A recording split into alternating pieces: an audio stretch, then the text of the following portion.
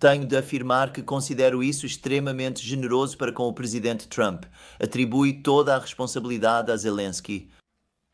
De facto, como sabemos, Trump fez várias reviravoltas e, a certa altura, pareceu voltar completamente para o lado de Zelensky, concordando novamente com um cessar-fogo ou um congelamento do conflito nas linhas de conflito existentes.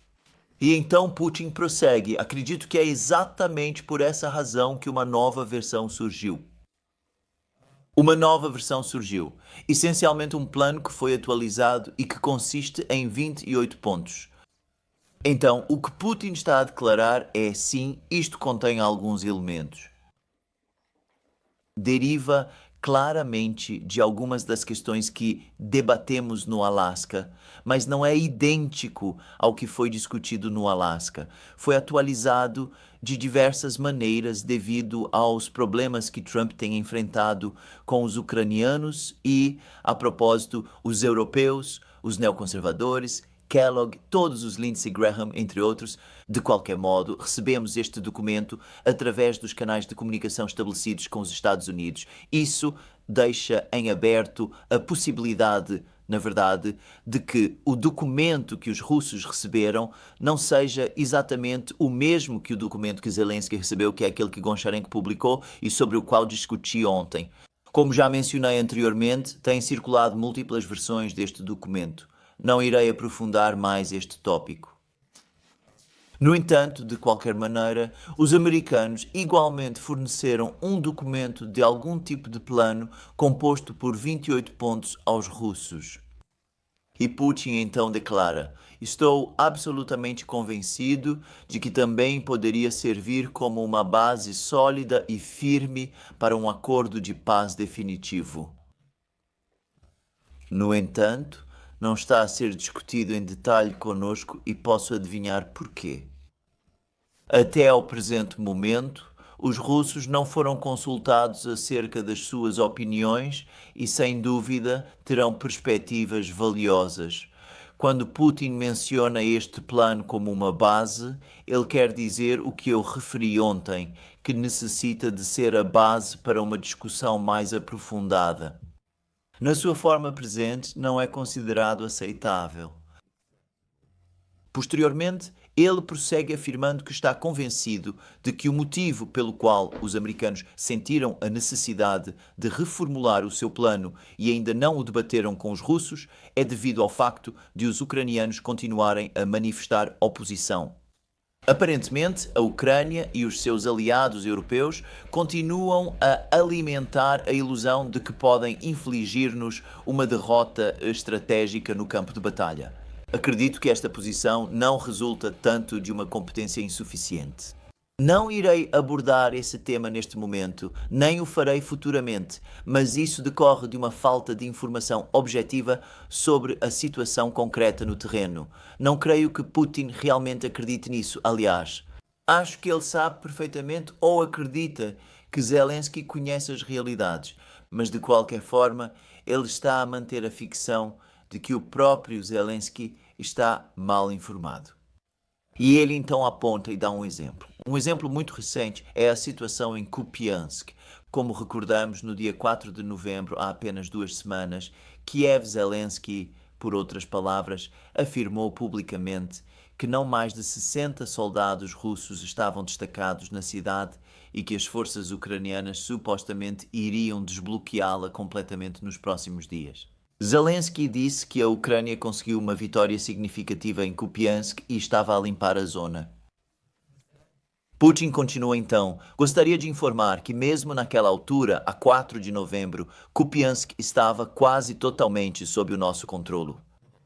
Os nossos valentes rapazes estavam, como se costuma dizer, a concluir e o destino da cidade já tinha sido definitivamente determinado. E então Putin continua: o que é que isto indica? Ou a liderança de Kiev carece de relatórios objetivos sobre os desenvolvimentos na frente, ou mesmo que recebam tais informações, são incapazes de as avaliar objetivamente. Assim, naturalmente, chegamos ao âmago da questão. Se Kiev optar por não discutir as propostas apresentadas pelo presidente Trump e também se recusar a dialogar, então tanto eles como os seus instigadores europeus devem compreender que o que ocorreu em Kupiansk inevitavelmente se repetirá em outras áreas estratégicas da frente, talvez não com a rapidez que desejaríamos, mas de forma inevitável. No geral, esse desenvolvimento seria do nosso agrado, pois levaria a que atingíssemos os nossos objetivos pela força através de confrontos armados. Então, o que Putin está a dizer é que, na verdade, todos preferiríamos vencer a guerra militarmente. Na realidade, há um desfecho mais estruturado, mais elevado e mais perfeito do nosso ponto de vista. Assim sendo, sob a nossa perspectiva, a rejeição por parte da Ucrânia deste plano mais recente é, na verdade, o cenário mais ideal. Convém mais aos nossos interesses, mas depois ele continua a dizer: no entanto, como já afirmei repetidamente, continuamos prontos para negociações de paz e para resolver questões por meios pacíficos. Isto, evidentemente, requer discussões substanciais e bastante significativas sobre todos os aspectos do plano que foi proposto. Estamos devidamente preparados para tal. Em outras palavras, o plano na sua forma atual é inaceitável, mas é certamente uma base sobre a qual os russos podem desenvolver trabalho e pode haver uma discussão mais aprofundada.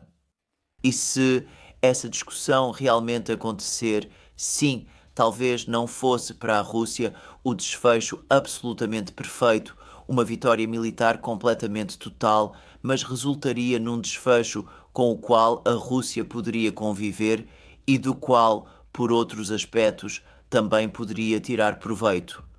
É possível que haja relações mais favoráveis, por exemplo, com os Estados Unidos, mas a menção aos aliados da Rússia. E note como Putin foi meticulosamente cuidadoso ao afirmar que os aliados, os amigos da Rússia, deixaram claro que todos eles apoiaram os entendimentos que foram alcançados no Alasca, todos os nossos amigos e parceiros. E gostaria de enfatizar este ponto. O que Putin está a comunicar, o que ele está a transmitir aos elementos mais radicais no Conselho de Segurança, é que os nossos amigos, como a China, a Índia, o Brasil, a África do Sul e os outros países do Sul global, estão do nosso lado, mas com a condição de que demonstremos uma disposição genuína para encerrar esta guerra de forma pacífica. Talvez tivéssemos uma inclinação por finalizar isto de maneira militar, mas não podemos desconsiderar as perspectivas dos nossos aliados. E neste momento temos essa clareza de Vladimir Putin sobre um outro aspecto da discussão interna que tem ocorrido em Moscovo. A razão pela qual Putin tem estado mais receptivo a negociações com os americanos do que alguns outros oficiais russos é porque ele teve de prestar atenção ao que lhe foi comunicado pelos aliados da Rússia. Eles apoiam a Rússia, contudo, não desejam uma Rússia que haja de maneira agressiva e que persiga este caminho até ao fim unicamente para obter uma vitória militar. Se houver uma possibilidade, uma perspectiva de a Rússia conseguir atingir um resultado satisfatório por meio de negociações pacíficas, a China, a Índia, os Estados Árabes, os brasileiros, os sul-africanos, assim como os países que estão sob a pressão de sanções e sob pressão diplomática e política até certo ponto, uma vez que estão a apoiar a Rússia em relação aos Estados Unidos, prefeririam essa circunstância. E Putin não pode simplesmente ignorar, como é frequentemente o caso com Putin. Ele forneceu-nos uma quantidade significativa de informações importantes e interessantes. E evidentemente, atualmente estou com um tempo bastante restrito, mas é uma informação que proponho debater, certamente com mais pormenor em programas futuros e talvez num programa específico que eu e o Alex vamos realizar no Duran. Portanto, de qualquer forma, Putin declara que este plano, na sua configuração atual, é totalmente inaceitável. São, em essência, pontos de interesse para um debate mais aprofundado. No entanto, se os ucranianos mostrarem interesse em alcançar um acordo, então estaremos preparados para nos encontrarmos com os americanos e estaremos dispostos a dialogar sobre este tema e melhorar este plano, transformando-o em algo consideravelmente mais alinhado com o que temos vindo a procurar. Presentemente, Putin possui a capacidade de concretizar isto a partir de uma posição notavelmente robusta. A economia na Rússia, apesar do que muitas pessoas no Ocidente ainda aparentam fingir, encontra-se estável. E a situação militar está a evoluir rapidamente na direção favorável à Rússia. Atualmente, as últimas 24 horas constituíram, na minha opinião, o dia de progresso mais acelerado que os russos alcançaram em toda a duração da guerra.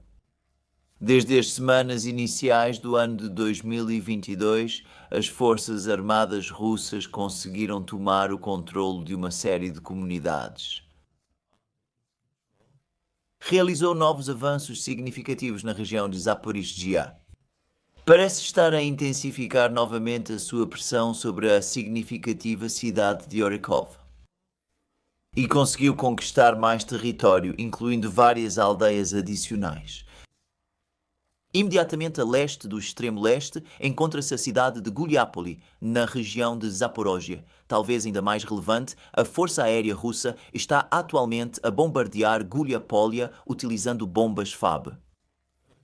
Fotografias disto surgiram, imagens disto emergiram e é necessário assumir que os bombardeamentos e ataques de drones contra a guarnição ucraniana em Guliápoli já estão a acontecer. Tudo sugere que um ataque à Guliápolia poderá ocorrer nos próximos dias. As forças russas estão prestes a interromper todas as linhas de abastecimento para Guliápolia, portanto, é bastante provável que observemos uma tentativa russa de invadir a cidade em breve.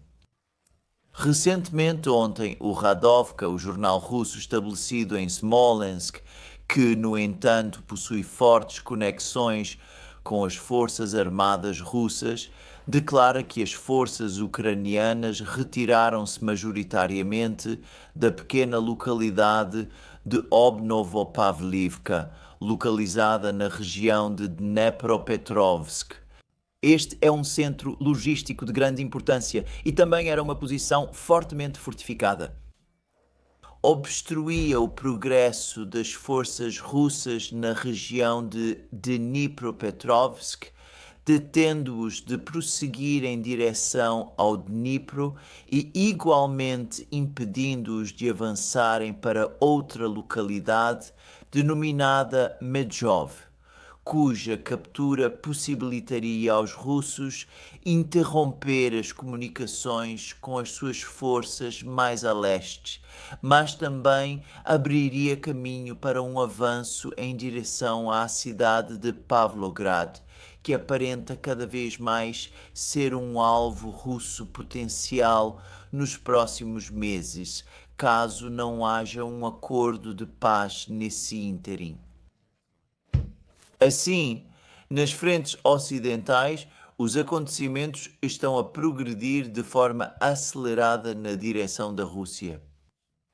Nesta manhã, circulam numerosos relatos no lado russo da internet, indicando que Pokrovsk foi finalmente desocupada por completo pelos seus defensores ucranianos e que poderá haver um anúncio oficial por parte do Ministério da Defesa russo, possivelmente mais tarde no dia de hoje, declarando que Pokrovsk está sob total controle das forças russas. Agora, já houve tais rumores no passado. Há 2 dias, quando Gerasimov comunicou a Putin, ele informou a Putin que as forças russas detêm o controle de 75% da cidade. No entanto, as forças russas confirmaram que atualmente limparam o microdistrito de Shakhtarsky, que é possivelmente onde a resistência ucraniana mais significativa em Pokrovsk ainda estava estabelecida. Nesse caso, é provável que as operações de limpeza adicionais prossigam ou tenham avançado de forma bastante rápida. De qualquer modo, aguardemos para observar o desenrolar dos acontecimentos. No bolsão de Pokrovsk-Mirnograd, as filmagens e as imagens de vídeo que observei sugerem fortemente, pelo menos na minha opinião, que a região meridional de Mirnograd já foi essencialmente tomada.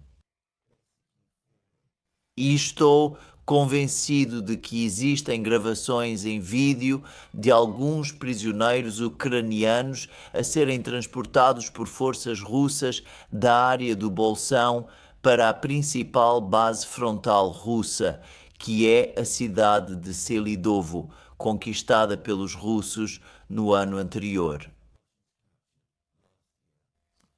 Essa é a situação atual. Pokrovsk e Minograd.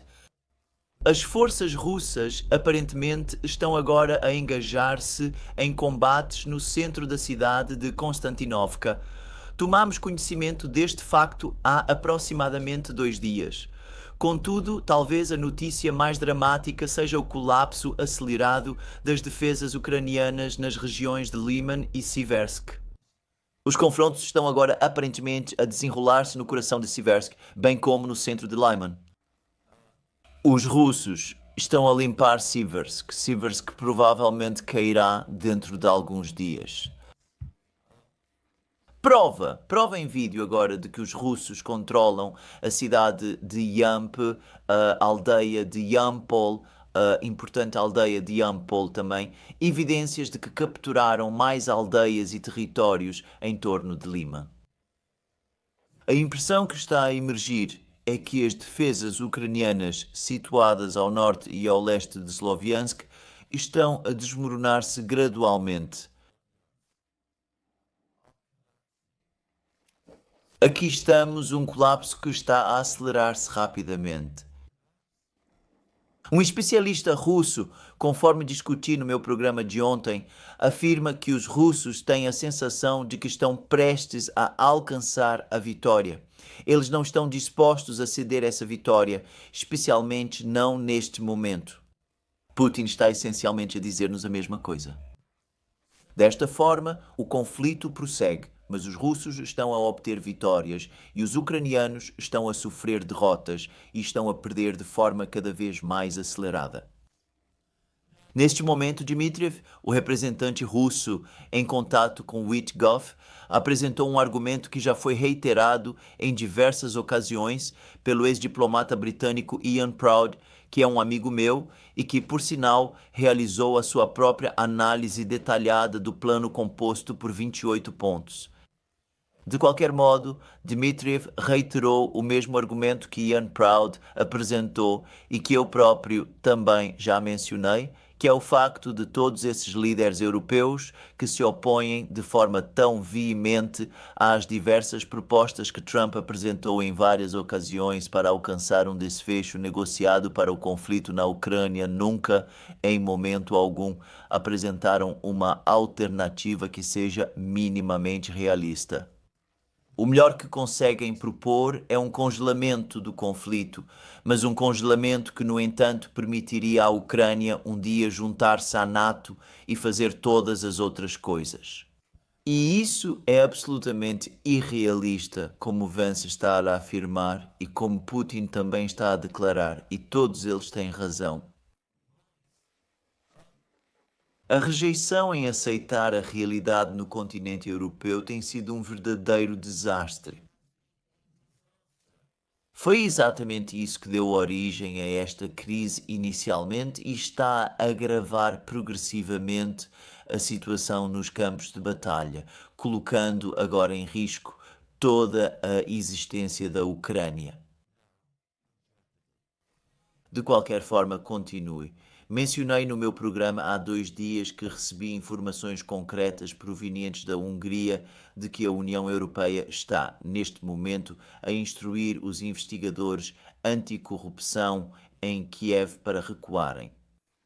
E juntamente com o discurso que proferiu ontem ao povo ucraniano, essencialmente rejeitando o plano proposto por Trump, Zelensky também comunicou ao seu partido que não irá demitir nem concordar com a demissão do seu chefe de gabinete, Andrei Yermak.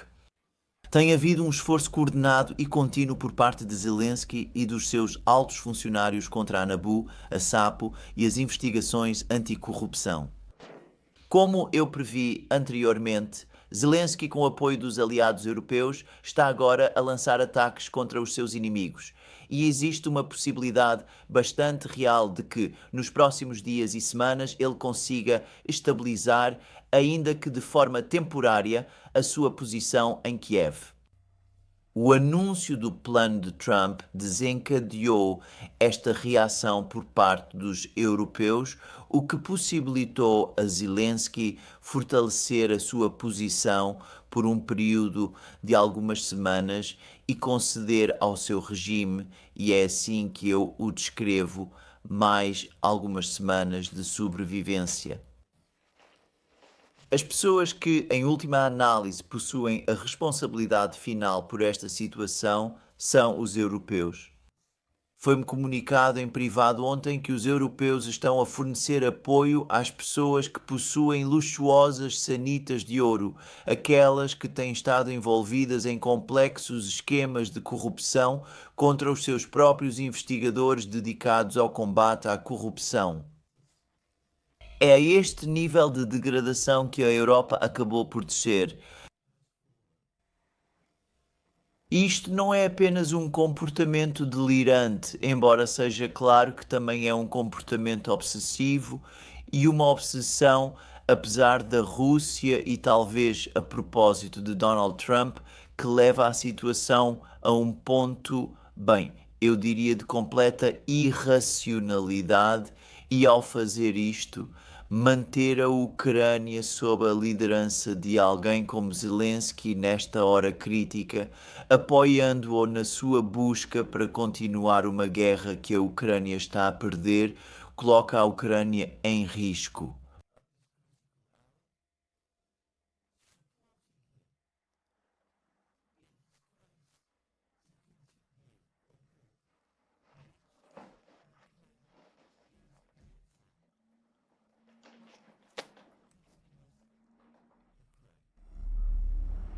Essas pessoas declaram ser amigas da Ucrânia. Nunca consegui compreender que, em qualquer momento deste conflito, remontando à crise de Maidan de 2014, longe de serem verdadeiros amigos, observamos a abordagem profundamente nihilista que estão a adotar em relação a este país que afirmam ser seus amigos e apoiar.